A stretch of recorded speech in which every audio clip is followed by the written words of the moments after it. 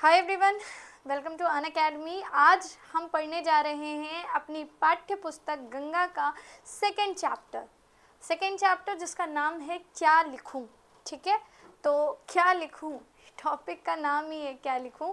और इसमें राइटर थोड़ा सा कंफ्यूज्ड है कि भाई क्या लिखा जाए। ठीक है, तो ऑब्वियस सी बात है भाई, चैप्टर बहुत ही इंटरेस्टिंग है। ठीक है, चलो भाई शुरू करते हैं। चैप्टर का नेम है क्या लिखूं और इसके राइटर हैं पदुमलाल पुन्नालाल बख्शी जी, जिनका कि ये जो पूरा का पूरा चैप्टर जो उन्होंने लिखा है क्या लिखूं, ये एक निबंध है। इसकी विधा अगर पूछी जाए कि ये क्या है तो ये निबंध है, यानी कि एस्से। तो जैसा कि बहुत सारे हिंदी में विधाएं होती हैं, मैंने पहले भी बताया अपनी क्लास में कि बहुत सारी विधाएं होती हैं। जैसे ये हमारा निबंध है, इसके अलावा एकांकी होती है, आत्मकथा होती है, जीवनी होती है। ठीक है, और भी बहुत सारी विधाएं होती हैं, जैसे नाटक हो गया, रिपोर्टाज हो गया, यात्रा वृतांत हो गया। तो कई प्रकार की हिंदी की विधाएं होती हैं, उसमें से ये क्या है, निबंध है। ठीक है, यानी कि ऐसे है। ठीक, अच्छा, अब हम लेखक के परिचय के बारे में थोड़ा सा जानेंगे। तो पदुमलाल पुन्नालाल बख्शी जो हैं, जैसा कि आप फोटो में देख सकते हो भाई, ये हैं। ठीक है, इनका ये रियल फोटो है। ठीक, तो पदुमलाल पुन्नालाल बख्शी जी हिंदी के प्रसिद्ध साहित्यकार, निबंधकार, आलोचक, कवि, हास्य और व्यंग्यकार भी हैं। ठीक है कहो या थे कहो भाई, अब तो नहीं रहे, लेकिन जो भी ऐसे लोग होते हैं उन्हें हम अमरता के हिसाब से उनकी बात करते हैं, क्योंकि इनकी रचनाएं अमर हैं तो हम हैं बोल देते हैं। ठीक है, इनका जन्म सन 1894 में खैरागढ़, राजनंदगांव, छत्तीसगढ़ में हुआ था। ठीक है, यानी कहाँ के थे, छत्तीसगढ़ के थे। ठीक, चलिए भाई आगे और जान लेते हैं। भाई इन्होंने बहुत ज़्यादा योगदान दिया है हमारे हिंदी के क्षेत्र में। निबंध लेखन में इनका सबसे ज़्यादा विशेष योगदान माना जाता है। उनकी रचनाओं में समाज सुधार, लोक जीवन, भारतीय कृषि, ठीक है, इसके अलावा अध्यात्म और सामाजिक संबंधों का विचारपूर्ण विश्लेषण हमें देखने को मिलता है। निधन इनका हुआ था वर्ष 1971 में। ठीक है, चलिए भाई तो आगे देख लेते हैं। ठीक है, जैसा कि हमने इनका परिचय दिया पदुमलाल पुन्नालाल बख्शी जी का। ठीक, थोड़ा सा इनकी जो है कुछ पत्रिकाएं और कुछ रचनाएं, इनके बारे में भी बात कर लेते हैं। जैसे कि जन्म तो मैंने बता ही दिया, खैरागढ़, राजनंदगांव, 1854। इन्होंने कुल जो है 1-2 पत्रिकाओं का संपादन भी किया था, या कह सकते हो संपादन में योगदान भी दिया था, सरस्वती और छाया पत्रिका में। ठीक है, कभी कभी पूछ लेता है, पत्रिकाओं से रिलेटेड क्वेश्चंस पूछता है, तो आपको पता होना चाहिए। ठीक है, रचनाएं अगर बात करें इनकी, तो पंचपात्र, पद्मवन जो कि निबंध है, शतदल जो कि इनका काव्य है, ये सभी रचनाएं किसकी हैं, सभी रचनाएं पदुमलाल पुन्नालाल बख्शी जी की हैं। इन्होंने सरस्वती और छाया पत्रिकाओं का भी कुशल संपादन कर रखा था। वर्ष 1971 में निधन, ये मैंने पहले ही बताया है आपको। तो इनके जो भी मुख्य विषय हैं उसके बारे में हम ऑलरेडी डिस्कस कर चुके हैं, किन किन टॉपिक्स पे इन्होंने रचनाएं करी हैं। अब आ जाते हैं इनकी अपनी रचना के ऊपर, जो कि हमारी पाठ्य पुस्तक गंगा का सेकेंड चैप्टर है, जो कि है क्या लिखूं। ठीक है, क्या लिखूं। अब यही चैप्टर का नाम है कि लिखना क्या है भाई, यही सबसे बड़ा कंफ्यूजन, और इसी को उन्होंने क्या बना दिया, टाइटल बना दिया चैप्टर का। ठीक है, क्या लिखूं। अब पाठ के सारांश की बात करें तो ये एक आत्मपरक एवं व्यंग्यात्मक निबंध है। व्यंग्यात्मक मतलब थोड़ा सा व्यंग्य, यानी कि यहाँ पे थोड़ा सा जो है हंसी मजाक भी आपको देखने को मिलेगा। व्यंग्य मतलब एक ऐसा व्यंग्य आप कह सकते हो, ऐसा नहीं कि बहुत ज़्यादा हंसी की जा रही है, पर हाँ कुछ ऐसी चीज़ों के बारे में बात की जा रही है जिसे आप पढ़ के थोड़ा सा हंस सकते हो, मुस्कुरा सकते हो। ठीक है, व्यंग्यात्मक रूप में। लेखक ने यहाँ पे 2 विषय लिए हैं। अब ये 2 विषय लेखक ने नहीं लिए, बल्कि लेखक की मजबूरी है। क्या मजबूरी है, ये आप आगे समझेंगे। तो लेखक को 2 विषयों, पहला विषय है दूर के ढोल सुहावने होते हैं। ये आपने अक्सर सुना होगा अपने मम्मी पापा से, शायद अगर वो यूज़ करते हो तो ये मुहावरा आपने ज़रूर सुना होगा, बेटा दूर के ढोल ना हमेशा सुहावने लगते हैं, या दूर के ढोल अच्छे लगते हैं।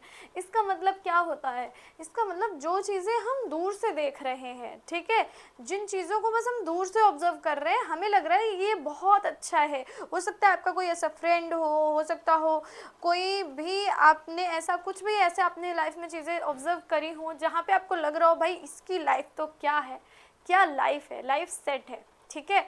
लेकिन हो सकता हो अगर आप उसके घर में जाएं तो वो किन चीज़ों का सामना कर रहा है, क्या जो है, हो सकता हो पैसा बहुत खर्च करता हो, आपके साथ का ही कोई हो, ठीक है, आपको लगता हो भाई इसके पास तो इतना पैसा है, अपने पास भी होता तो लाइफ सेट होती, इसका तो बहुत बढ़िया है सारा सिस्टम। लेकिन अगर आप उसके घर जाएं, हो सकता हो जो है उसकी लाइफ के बहुत ही चीज़ें जो है अलग हों उसके साथ, है ना। तो एक इंसिडेंट था कि एक लड़की थी, अब आप कहोगे इंसिडेंट मैम सुनाने लगे, बस छोटा सा इंसिडेंट है। एक लड़की थी, जब मैं पढ़ती थी तो वो अक्सर आती थी, वो बहुत मतलब इतने अच्छे अच्छे जो है, कहीं उसके पास मैं देखती थी बॉक्सेस वगैरह, लंच टिफ़िन बॉक्सेस भी उसके बहुत अच्छे होते थे, पेंसिल बॉक्सेस बहुत सुंदर सुंदर लेकर के आती थी। तो उस टाइम भाई हम लोग गर्ल्स थे तो मन करता था कि हाँ इसके तरीके के हों। तो मैं अक्सर ये सोचती थी कि इसके पापा कितने पैसे वाले हैं, कितनी खुश रहती होगी बेचारी, कितनी मतलब इसे कितना मज़ा आता होगा। देखो आज ये अभी लाई, फिर 2-3 दिन बाद फिर वो चेंज करके बॉक्स ला रही है, अलग अलग टाइप के जो यूनिक बॉक्सेस चल रहे हैं वो ला रही है। वाटर बॉटल उसकी बहुत अच्छी होती थी, हम लोगों की तरीके नॉर्मल नहीं होती थी, हम लोग तो स्टील का टिफ़िन भी ले जाते थे और भी अलग अलग टाइप के टिफ़िन्स ले जाते थे। पहले उतने ऑप्शंस नहीं थे जितने कि आजकल अवेलेबल है। तो लगता था कि हाँ यार इसका कितना सही है, इसे कितना बढ़िया है। फिर बाद में एक दिन मैं उसकी सीट में बैठी, और क्योंकि हम लोगों का ऐसा रो एक्सचेंज होता रहता था, तो जब मैं एक बार उसकी सीट पे बैठी तो वो मैंने उससे जब बात की तो मुझे पता चला कि उसकी मम्मी नहीं थी, उसकी मम्मी की डेथ हो चुकी थी और उसके पापा थे एंड उसकी स्टेप मदर थी, और वो उनसे सारा काम करवाती थी घर का। वो अक्सर लेट आती थी, वो इस वजह से लेट आती थी क्योंकि जो उनकी स्टेप मदर थी वो उससे काफ़ी काम करवाती थी घर का। क्योंकि जैसा कि ऐसे मोस्टली होता है, हालांकि बच्चों को भी कभी कभी लगता है कि हाँ स्टेप मदर हैं तो उतना प्यार नहीं देंगी, ठीक है, और कहीं ना कहीं वो चीज़ थोड़ी बहुत सही भी होती है। हाँ कहीं कहीं लोग कोशिश करते हैं पूरा अच्छे से वो करने की। तो उसने फिर बताया कि उसके पापा भी डायबिटिक पेशेंट हैं, इसके अलावा उन्हें 2 बार जो है वो हार्ट अटैक आ चुका है, तो अगर एक बार और आया तो फिर उनकी डेथ हो सकती है। सुन के मतलब मुझे उस दिन ऐसा लगा कि मतलब मेरे पैरों तले ज़मीन ही खिसक गई कि उस लड़की को देख करके मेरा दिमाग इतनी बातें बना रहा था कि कितनी खुश रहती होगी, कितनी मज़े में रहती होगी। फिर जब मैंने उसकी रियलिटी जानी तो मतलब मेरे तो होश उड़ गए। तो ये चीज़ होती है, इसी बोलते हैं कि दूर के ढोल सुहावने लगते। कई बार हम जब दूसरों की चीज़ें ऑब्जर्व करते हैं, जब बाहर ही कोई चीज़ देखते हैं, हमें लगता है बहुत अच्छा है, सब कुछ बहुत अच्छा है, पर जब उस रियलिटी से सामना होता है तो कई बार लगता है नहीं भैया हम ही सही हैं। ठीक है, चलिए, तो ये एक छोटा सा इंसिडेंट आपको बताया मैंने। आपकी लाइफ में भी कोई ना कोई ऐसा इंसिडेंट तो ज़रूर मिला होगा, ठीक है, कमेंट में ज़रूर बताना अगर बता सकना तो यहाँ पे आते हैं। तो भाई 2 टॉपिक दिए गए, दूर के ढोल सुहावने और समाज सुधार। समाज में हम कैसे सुधार कर सकते हैं? भाई समाज को हमेशा सुधार की ज़रूरत पड़ती है, लेखक ने बोला है यहाँ पे। अगर ऐसा ना होता तो कब से भाई समाज सुधारक आ रहे हैं और लगातार आते ही जा रहे हैं, यानी सुधार की ज़रूरत लगातार पड़ ही रही है, ठीक है। तो इन 2 टॉपिक्स पे निबंध लिखना है, लेकिन वो सोचते हैं कि एक आदर्श निबंध यानी कि एक आइडियल ऐसे हम कैसे लिखें। भाई वो लिखना चाहते हैं बहुत ही बेस्ट लेवल का ऐसे, ठीक है। चलिए, अब वो यहाँ पे कुछ जो है जो निबंधकार हैं उनके विचारों को व्यक्त करते हैं। वो कहते हैं, वो कई जो निबंधकार हैं, कुछ देसी कुछ विदेशी, उनके विचारों से वो प्रेरित होते हैं। वो सोचते हैं कि आखिर हम निबंध लिखें तो कैसा लिखें, ठीक है। जैसे आप भी है, अगर आप किसी चीज़ पे आपको अगर कुछ लिखना है, ठीक है, अगर आपको कोई टॉपिक दे दिया गया तो आप कोशिश करोगे जानने की कि और कौन कौन लोग हैं जो इसके बारे में कुछ बढ़िया लिख सकते हैं, बढ़िया बता सकते हैं, ठीक है। तो ऐसे ही एक है ए.जी. गार्डनर, ठीक है। ए.जी. गार्डनर बहुत फेमस है, ठीक है, बहुत फेमस निबंधकार हैं। तो अंग्रेजी निबंधकार ए.जी. गार्डनर का मानना है कि लेखन जो है वो भावों के आवेग से होता है। भावों के आवेग से मतलब इमोशंस जब एकदम से आप कि वो अंदर एंटर करते हैं, ठीक है, जब एकदम आप इमोशन से फुलफिल होते हो, जब कोई चीज़ एकदम आपको लगती नहीं अब लिख देना है मुझे, एकदम मतलब भर जाते हो, तो आप क्या करते हो, अपने विचारों को कागज़ पे व्यक्त करते हो, है ना।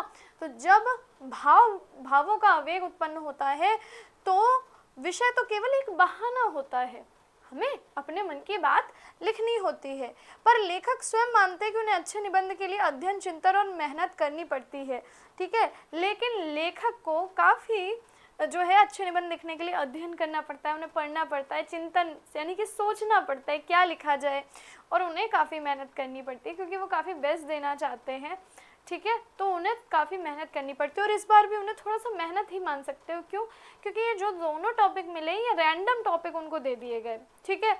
ये 2 लड़कियां हैं छोटी छोटी जिन्होंने 2 अलग अलग टॉपिक जो कि उन्हें होमवर्क मिला था स्कूल की तरफ से, एक को मिला था दूर के धोल सुहावने पर निबंध और एक को मिला था समाज सुधार पर निबंध।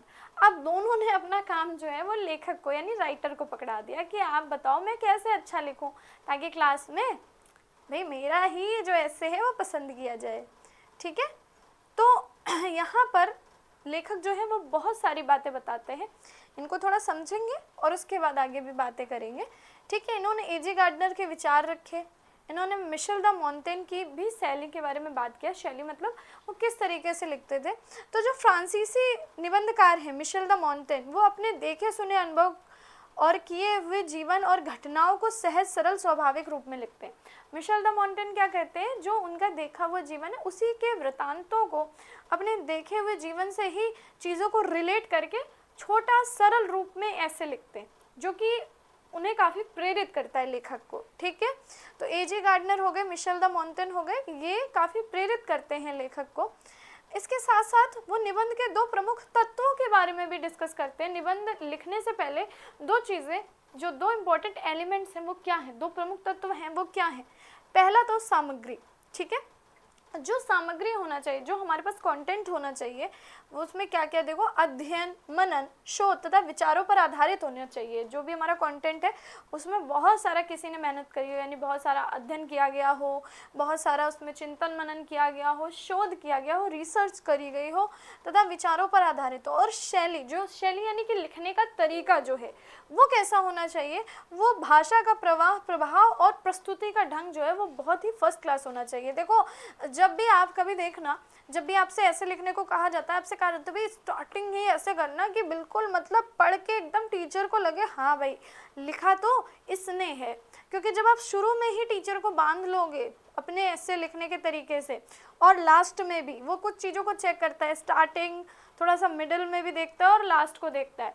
तो हमसे कहा जाता है भाई कि जितना हो सके कोटेशंस यूज़ करो, अच्छे अच्छे कोट्स लिखो, बढ़िया चीज़ें जो है डेकोरेट करके लिखो, ताकि आप जो है एग्जामिनर को या फिर आप जो है टीचर को रोक पाओ, बांध पाओ, ठीक है, अपनी वर्ड्स को समझा पाओ क्या कहना चाहते हो। और स्टार्टिंग ऐसे करो कि भाई वो रुक जाए, देख के उसे खुश हो जाए एकदम से, है ना। तो शैली जो है, भाषा का प्रभाव और प्रस्तुति का ढंग भी बहुत ही अच्छा होना चाहिए, ये राइटर का विचार है, जो कि बिल्कुल सही बात है भाई, ठीक है। अच्छा, साथ ही साथ वो और भी चीज़ों के बारे में बात करते हैं जो कि है रूपरेखा, शीर्षक, भाषा और शैली, ठीक है। रूपरेखा यानी कि कभी भी कुछ भी अगर हम लिखते हैं तो उससे पहले खाका एक रूपरेखा तैयार की जाती है, ठीक है। एक पूरी जो हम रूपरेखा तैयार करते हैं, ठीक है, लिखने से पहले रूपरेखा बनाना कठिन है पर निबंध को वो सुसंगठित बनाती है, ठीक है। मतलब रूपरेखा बनाने का मतलब ये है कि हमने पहले से ही सिलेक्ट कर दिया कि ये पॉइंट्स हैं जिन पे हमें ऐसे अपना लिखना है, ठीक है। तो ये चीज़ होती है। बाकी लिखना कठिन क्यों है, रूपरेखा लिखने से पहले बनाना कठिन क्यों है, क्योंकि कई बार हम फ्लो में लिखते हैं। निबंध का मतलब ये बिना बंधन के लिखना, तो हम फ्लो में लिखते हैं, तो कई बार लिखते लिखते हमारे मन में बहुत सारी चीज़ें आ जाती हैं जो हम लिख जाते हैं। तो इसलिए अगर आप रूपरेखा बना के ही लिखते हो तो वो थोड़ा सा टफ पड़ता है मैनेज करने में, लेकिन उससे आसानी भी होती है, ठीक है। और आसानी के साथ साथ क्या होता है कि जिन जिन टॉपिक्स पे हमने सोच रखा है कि इन पे तो हमें बात करनी ही करनी है, तो वो भी टॉपिक हम जो है अपने निबंध में लिखते हैं, अदरवाइज वो छूट भी सकते हैं, है ना। शीर्षक, टाइटल, जैसे कि इस चैप्टर का टाइटल है क्या लिखूं। अब आपको सिर्फ सुन के क्या लिखूं, अभी इसमें होगा क्या भाई, क्या लिखूं मैं, क्या है, ठीक है, क्या लिखूं भैया, क्या लिखूं मैं, ठीक है। तो अब ये टाइटल ही ऐसा है जो कि भाई ऐसा नहीं होना चाहिए कि टाइटल कुछ है अंदर कुछ है, ठीक है, और कुछ और ही निकल रहा है। तो भाई जो टाइटल हो, पहली बात तो वो आकर्षक हो, छोटा हो, आकर्षक हो, अट्रैक्टिव हो, ठीक है, और विषयानुकूल होना चाहिए भैया, वो उस चैप्टर से रिलेटेड होना चाहिए। अब यहाँ पे ठीक है क्या लिखूं, बहुत अच्छा शीर्षक है, बहुत अच्छा टाइटल है, क्योंकि राइटर इसीलिए तो परेशान है कि भैया लिखूं क्या, ठीक है। तो पूरे चैप्टर में वो थोड़ा परेशान है राइटर, ठीक है। तो ये बात समझ में आई ना आपको। अच्छा, भाषा जो हो वो सरल हो, प्रवाहपूर्ण हो, प्रभावशाली हो, सरल हो, इजी हो। बहुत ज़्यादा टफ वर्ड्स अगर हम यूज़ कर दें हिंदी के तो कंफ्यूज हो जाओगे, है ना। तो सरल होनी चाहिए, प्रवाहपूर्ण होनी चाहिए, प्रवाहपूर्ण यानी लगातार अच्छे से, प्रभावशाली होनी चाहिए और सहज होनी चाहिए, यानी सरल, सिंपल, सहज। शैली में स्वाभाविकता और हृदय स्पर्शी भाव जरूर होने चाहिए भाई, तभी तो हमारे दिल को छू पाएंगे। जब हृदय स्पर्शी भाव आएंगे तभी तो दिल से छू पाएंगे, और तभी तो हमें वो चैप्टर जो है वो हमारा फेवरेट हो जाएगा, ठीक है। अब देखो, तो यहाँ पे जो है वो अमीर खुसरो की एक कहानी का वर्णन करते हैं। अमीर खुसरो कहते हैं बहुत चतुर, आपको तो पता ही होगा अमीर खुसरो जो थे अकबर के दरबार में, आपने सुना होगा अमीर खुसरो के बारे में, बहुत लोगों ने सुना होगा। तो एक कहानी का वर्णन करते हैं जिसके जरिए वो अमीर खुसरो की चतुरता का वर्णन करते हैं और अमीर खुसरो से इंस्पायर होते हैं आगे लिखने के लिए अपने निबंध को। वो क्या बोलते हैं कि चार स्त्रियां होती हैं जो कि कुएं में पानी भर रही होती हैं, ठीक है। तो कुएं में पानी भरने के लिए खड़ी होती, तब तक अमीर खुसरो को प्यास लगती है, वो कुएं के पास जाते हैं, पानी पीने के लिए बोलते हैं। तो स्त्रियां उनसे कहती हैं, मतलब स्त्रियां उनसे जानती हैं ना कि वो बहुत बड़े कवि हैं, बहुत बड़े जो हैं वो सारी चीज़ें लिख चुके रचनाकार हैं। तो वो उनसे एक रिक्वेस्ट करती हैं। क्या रिक्वेस्ट करती हैं कि भाई हम पानी तो आपको पिला देंगे, लेकिन उससे पहले आपको अलग अलग विषयों पर कविता सुनानी होगी। जो चार स्त्रियां होती हैं तो वो चार अलग अलग विषय दे देती हैं। एक बोल देती है कि आप ना खीर पे कविता सुनाओ, एक बोल देती है आप चरखा पे कविता सुनाओ, चरखा जो कि गांधी जी चरखा चलाते थे, सूत काता जाता था जिससे, वो वाला चरखा, ठीक है। और एक बोल देती है आप कुत्ते यानी डॉग पे कविता सुनाओ, एक बोल देती है ढोल पे सुनाओ, ढोल ये बजाने वाला जो ढोल होता है इस पे कविता सुनाओ। अब अगर अमीर खुसरो इंटेलिजेंट ना होते तो वो चार अलग अलग कविताएं सुनाते, लेकिन वो थे भाई इंटेलिजेंट पर्सन, उन्हें प्यास भी तेज लगी थी, उन्होंने एक ही कविता में चारों का मन रख दिया। एक ही कविता ऐसी सुनाई कि चारों स्त्रियां जो हैं वो खुश हो गई। तो उन्होंने एक ऐसी कविता सुनाई, अभी जो है वो मैं आपको वो कविता भी बताऊंगी, तो वो लोग खुश हो रहे हैं। तो खुसरो ने एक ही रचना में चारों विषयों को पिरो दिया। लेखक इसी तरकीब से दोनों विषयों को अपने जो है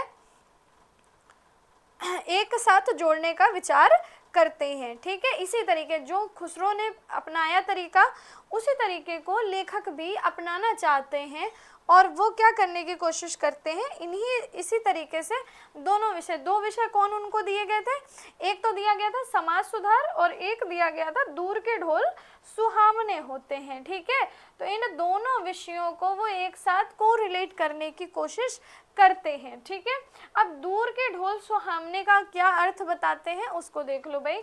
दूर की वस्तुएं कैसी लगती है, आकर्षक लगती है। मैंने आपको पहले ही इसको समझा दिया, अपनी एक स्टोरी के जरिए भी समझाया है कि दूर की वस्तुएं आकर्षित लगती हैं क्योंकि उनकी वास्तविक कठिनाइयां हमको दिखाई नहीं पड़ती भाई, ठीक है।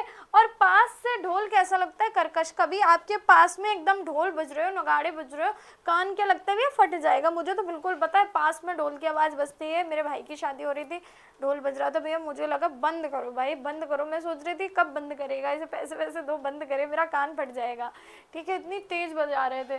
तो होता क्या है कि पास से ढोल कर्कश लगता है, अच्छी नहीं लगती इतनी तेज ध्वनि, पर दूर से वही ध्वनि कैसी लगती है, मधुर और सुहावनी प्रतीत होती है कि आहा किसी के यहाँ ढोल बज रहा है, किसी के यहाँ शादी हो रही होगी, ठीक है। तो ये होता है भाई, ठीक, बात को समझे ना। अब देखो, अभी हम चैप्टर के बारे में पढ़ेंगे, पहले थोड़ा सा चीज़ें समझ लेते हैं स्टार्टिंग से। तो भाई वो क्या कहते हैं, उनके पास एक कोरा पेज होता है लेखक के पास, और उनकी जो दुविधा है वो सबसे बड़ी दुविधा है, कोरा पेज है। और वो ये कहते हैं कि अब मुझे तो आज लिखना ही पड़ेगा, क्योंकि भाई बच्चियों ने कहा है कि हमें तो चाहिए, ठीक है। अब विचार कहाँ से आए, विषय क्या रखा जाए, बहुत सारी चीज़ें उनके दिमाग में आ रही हैं, क्या लिखूं, विचार कहाँ से आया जाए, ठीक है। तो इस तरीके का जो डाउट्स हैं और जो चीज़ें हैं उनके मन में आई। फिर उन्होंने, जैसे कि मैंने बताया, ए.जी. गार्डनर का सिद्धांत के बारे में बात करी। तो स्टोरी थोड़ा सा ये कहती है, जब ए.जी. गार्डनर का वो बताते हैं तो वो हैट और खूंटी वाला सिद्धांत बताते हैं। तो ए.जी. गार्डनर ने एक बार ये बोला था कि असली वस्तु जो है वो हैट है। क्यों? उन्होंने समझाने का तरीका बताया। वो बोले कि एक खूंटी बनी हो, खूंटी मतलब जिस पर टांगा जाता है, हुक, बेसिकली हुक, ठीक है, जिसपे हम कोई चीज़ टांग सकते हैं।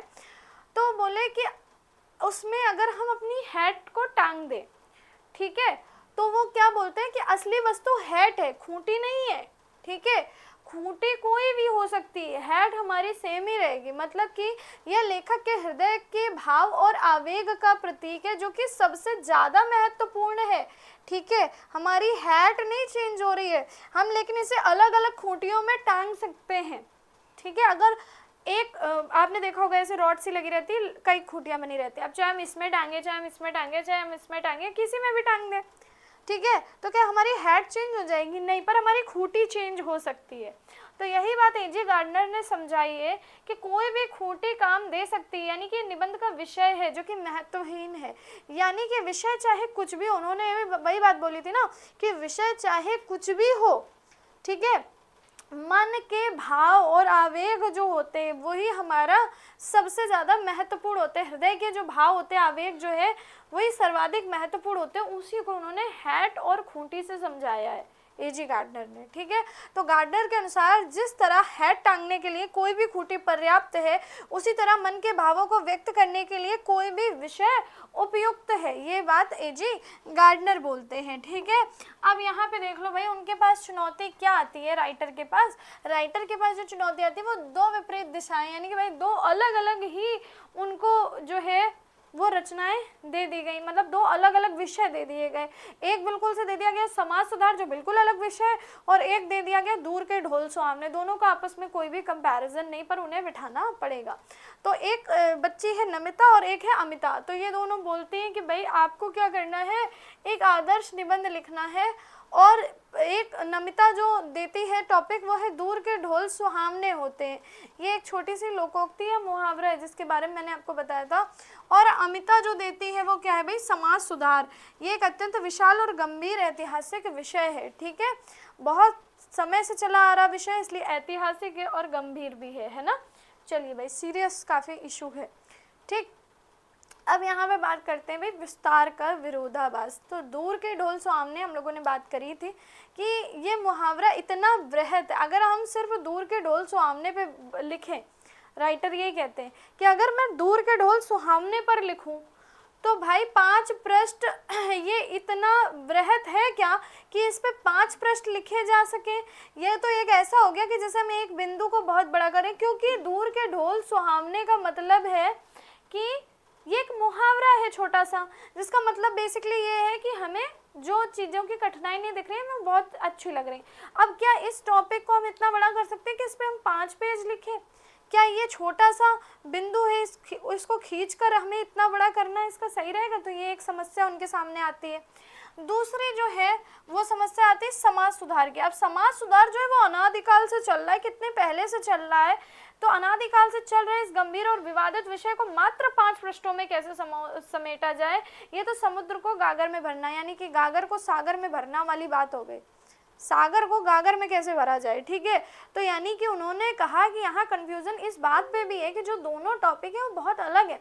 जैसे कि जो पहला टॉपिक है दूर के ढोल सुहावने, वो टॉपिक ऐसा है कि इसको घसीट के 5 पेजों में नहीं कर सकते। अगर करेंगे तो ये ऐसा हो गया, मान लो कि किसी छोटे बिंदु को हम खींच कर बहुत बड़ा कर रहे हैं।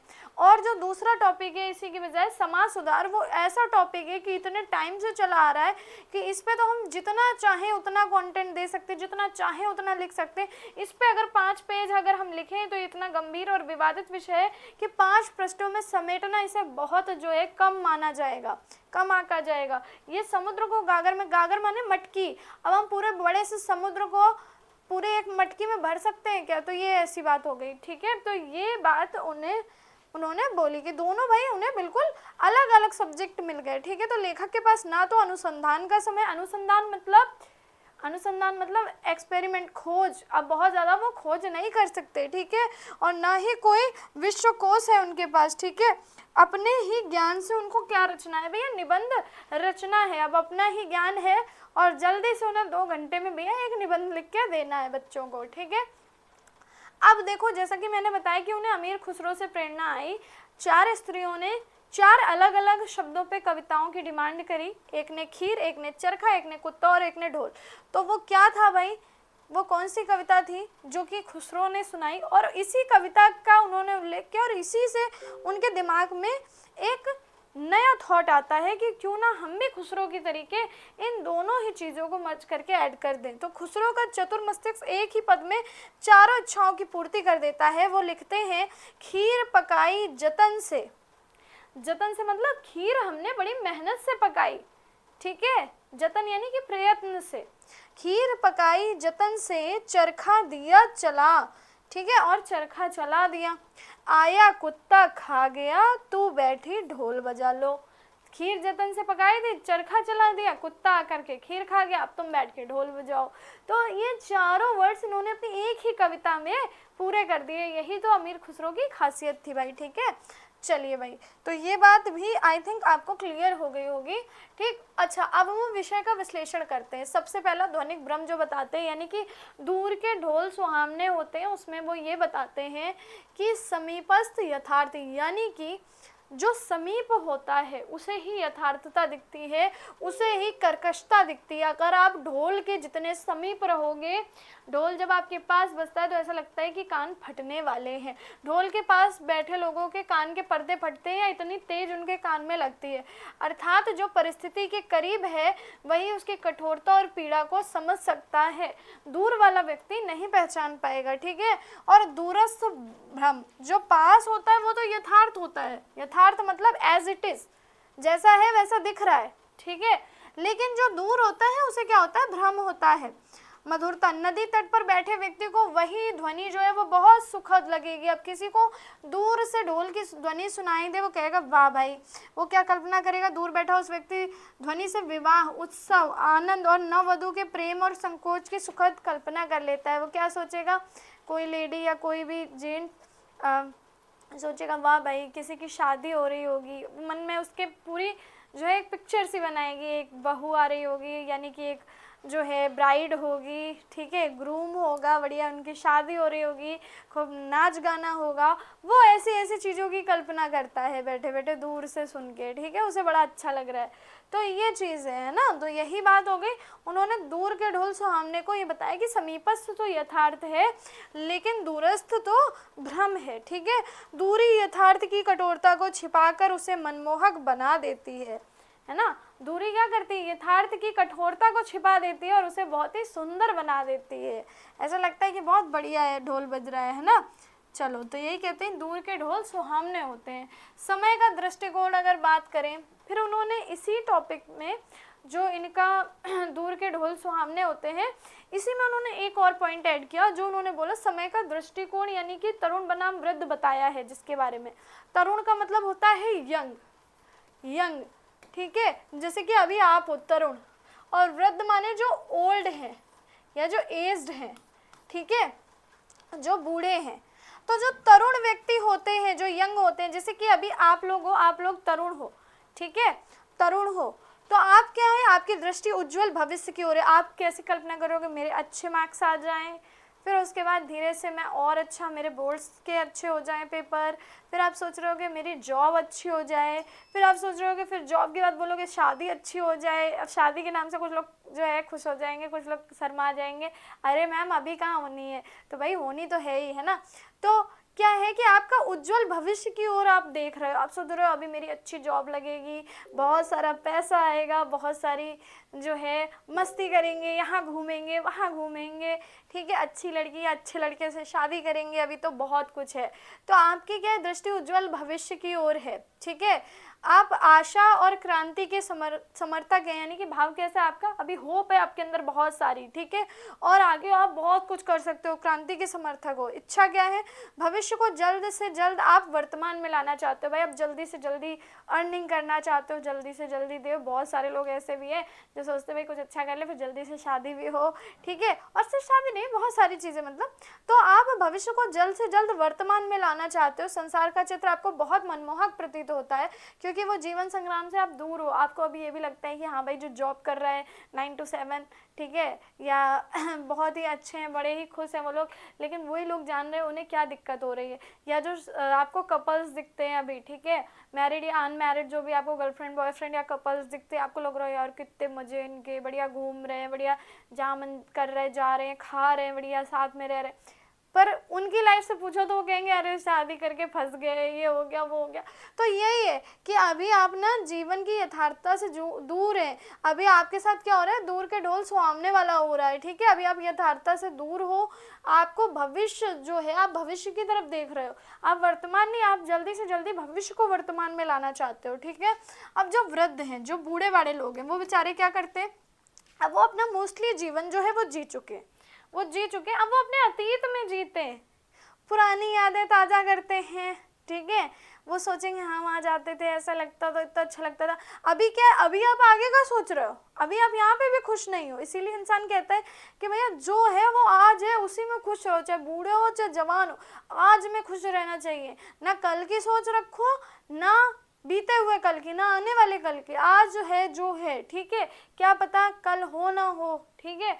तो अतीत, जो बूढ़े लोग होते हैं, बुजुर्ग लोग होते हैं, वो अपने अतीत, आप भी हो जैसे, अब आप बूढ़े बुजुर्ग नहीं, पर फिर भी जब आप पढ़ लोगे, जब आपका एजुकेशन कंप्लीट हो जाएगी, धीरे धीरे आप याद करोगे कि आप बैग लेके स्कूल जाते थे, कुछ चीज़ें याद आती, जैसे अभी हम लोगों को याद आती है, बूढ़े बुजुर्ग नहीं है, लेकिन हाँ जो पहले बचपन की चीज़ें वो याद आती है ना। तो ऐसे ही, ठीक। तो जैसे कि यहाँ पे उनकी दृष्टि क्या है, अतीत के गौरव की ओर है, वो अपनी पुरानी चीज़ों को याद करते हैं, सुखद स्मृतियाँ, अतीत के संरक्षक हैं वो। अतीत के संरक्षक मतलब जो पुराना कल्चर है वो कल्चर को बचाने में लगे हैं। ये हमारे टाइम पे ऐसे होता था, अब के लोग, आजकल के लोग ऐसे नहीं कर रहे। आपने देखा होगा बूढ़े पुराने लोग ना सोचते हैं कि हमारे जैसे करो, हमारे जैसे करो, वो सोचते हैं हमारा कल्चर ख़त्म ना हो, अच्छी चीज़ें ख़त्म ना हो। इच्छा क्या है उनको, अतीत को खींचकर वो वर्तमान में लाना चाहते पुरानी चीज़ों को, ठीक है। उनका समय बीत चुका है, इसलिए पुरानी यादें ही उनको सुकून देती हैं, ठीक है। अब नया क्या है, उनको दिक्कत है पूरे शरीर में, उनको पुरानी यादें सुकून दे रही है, यही चीज होती है, ठीक है। और यहाँ पे बात कर लेते हैं वर्तमान की उपेक्षा, जो कि वैचारिक अंधकार है। जो तरुण होते हैं, जो यंग लोग होते हैं, वो भविष्य के सुखद सपनों में डूबे होते हैं। वो सोचते हैं आगे होगा, ऐसा होगा। आप भी सोचते हो अरे अभी कहाँ, अभी हम बिल गेट्स को पीछे कर देंगे, हम इनको पीछे कर देंगे, वॉरेन बफे को हम इनको पीछे कर देंगे, ठीक है। हम तो लेंगे फरारी, हम तो ये लेंगे वो लेंगे, ये कार वो कार, छोटी मोटी कार की तो बात ही नहीं करते होगे अभी आप लोग। तो भविष्य के सुखद सपनों में आप अभी डूबे हो, ठीक है। और जो वृद्ध हैं वो अतीत की मधुर स्मृतियों में खोए हुए हैं। जो बूढ़े बाड़े लोग हैं वो पुराने टाइम की जो अच्छी, उनके साथ कुछ उनकी अच्छी मेमोरीज थी उनमें खोए हुए हैं। दोनों की दृष्टियां क्या है, दूर हैं। तो दूर के ढोल कैसे हैं भाई, सुहावने हैं। अभी प्रेजेंट किसी को नहीं अच्छा लग रहा, समझ रहे। अच्छा, तो ये हमने भाई बात करी, ठीक है। इस प्रक्रिया में वर्तमान सदैव असंतुष्ट, उपेक्षित और क्षुब्ध रहता है, ठीक है। और यही नहीं करना है, ठीक है। आपको भी यही नहीं करना है, ठीक है। वर्तमान हमेशा त्रुटिपूर्ण रह जाता है। चलिए सेकंड विषय का वो क्या विश्लेषण करते हैं, वो बोलते हैं समाज सुधार की शाश्वत आवश्यकता है, ठीक है। मनुष्य जाति के इतिहास में कोई ऐसा काल नहीं हुआ जब समाज को सुधारकों की आवश्यकता ना पड़ी हो। महात्मा बुद्ध से लेकर के महावीर स्वामी, शंकराचार्य से लेकर के कबीर और नानक, ठीक है, राजा राम मोहन राय से लेकर के स्वामी दयानंद और महात्मा गांधी, सभी लोगों ने तो समाज में सुधार किया, लेकिन तब भी समाज को सुधार की आवश्यकता पड़ती रहती है, ठीक है। तो जैसे जैसे समाज आगे बढ़ता है, नई विसंगतियां जन्म लेती हैं। सुधारकों का दल नगर नगर और गांव गांव में हमेशा विद्यमान रहता है, क्योंकि वर्तमान को संवारना ही उनका क्या है भाई, लक्ष्य है, ठीक। तो भाई ये जो है बहुत ही इम्पोर्टेंट बात उन्होंने जो बताई, उन्होंने कहा कि हमारे समाज को सुधार की आवश्यकता नित्य पड़ती रहती है, ठीक है। तो आप थोड़ा सा समझे होंगे कि भाई लेखक ने क्या किया है, दोनों ही चीज़ों को हमें समझाने की कोशिश की है, हमें बताने की कोशिश की है। भाई समाज सुधार तो हमेशा से ज़रूरी था। भगवान बुद्ध आए, उन्होंने किन चीज़ों में सुधार किया। पहले लोग बहुत ज़्यादा जो है मूर्ति पूजा करते थे, छूत अछूत बहुत ज़्यादा फैल रहा था, उसे भगवान बुद्ध ने आकर के ख़त्म किया। महावीर स्वामी ने आकर के जैन धर्म को चलाया, ठीक है। जैन धर्म ऐसे बहुत पहले से था। जैन धर्म के पहले तीर्थंकर ऋषभदेव जी माने जाते हैं। महावीर स्वामी तो 13वें तीर्थंकर थे, ठीक है। शंकराचार्य जी आए, जो सनातन धर्म में जो कुसंगतियाँ हो गई थी, जो बुरी चीज़ें व्याप्त हो गई थी, उन्हें ख़त्म किया उन्होंने। कबीर आए, कबीर ने पाखंड को ख़त्म करने की कोशिश की। कबीर ने उन सारी जो गलत सोच थी उसको ख़त्म करने की कोशिश की, ठीक है। जैसे कि हिंदू धर्म में एक मान्यता थी कि काशी में मरने वाला जो है वो स्वर्ग को प्राप्त करता है। और एक जगह है मगहर, मगहर नाम की, उत्तर प्रदेश में ही है जगह। बोले मगहर में मरने वाला जो है वो नरक को प्राप्त करता है। तो आप सोचो कोई जगह ऐसी हो सकती है क्या कि जहाँ पे जन्म लेने से व्यक्ति स्वर्ग चला जाए और जहाँ जन्म लेने से व्यक्ति जहाँ पे मृत्यु होने से व्यक्ति नरक चला जाए या स्वर्ग चला जाए। उसने अपने जीवन के दिनों में जो पाप कर दिया, अगर बहुत पाप किए और फिर वो अंतिम रूप में जाकर के काशी बस जाए तो क्या वो स्वर्ग चला जाएगा? ऐसा नहीं है, तो सिर्फ कहने की बात है, ठीक है। और इसी बात का उन्होंने खंडन किया, उन्होंने बहुत सारे पाखंड का खंडन किया। वो अपने जीवन के अंतिम दिनों में मगहर चले गए थे कि भाई चलो ठीक है, देखो मैं नरक जा रहा हूँ इसलिए मैं मगहर जा रहा हूँ। आप बोलते हो ना कि जो मगहर में मरता है वो नरक में जाता है, तो लो भैया मैं मगहर में जाके मरूंगा, मैं काशी बनारस नहीं जाऊंगा, ठीक है। नानक ने भी बहुत सारी कुसंगतियाँ जो थी, बहुत सारी धर्म में जो बुराइयां थी उन्हें ख़त्म करी, लोगों को अच्छी राह पे चलना सिखाया। राजा राम मोहन राय बहुत सारी चीज़ों पे कटाक्ष किया। सती प्रथा जो उस समय की बहुत बुरी प्रथा थी, ठीक है। सती प्रथा समझ लो अंग्रेज़ों के टाइम पे सती प्रथा चलती थी और काफ़ी चलती थी। और मैंने काफ़ी सारे जो है वीडियोस देखे हैं जिसमें बहुत सारे लोग ऐसे थे जिनकी बहनें सती हो गई थी, तो वो बहुत ही गर्व से एक देवी के तरीके उनको पूज रहे थे, एक देवी के तरीके मंदिर भी बनता था। और जिनकी घर वाले सती हो जाते थे, जैसे उनकी बहन है या किसी का भी कोई रिलेटिव है, वो बहुत ही गर्वान्वित महसूस करते थे।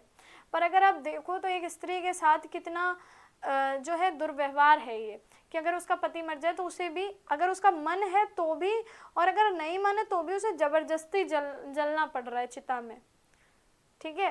तो ये बहुत ही गलत चीज़ थी जिसे कि रोकने का प्रयास राजा राम मोहन राय और बहुत सारे उस समय अंग्रेज थे उन्होंने भी किया, और जो है बहुत ही अच्छी तरीके से फिर ये ख़त्म भी हो गए, एबॉलिश हो गई।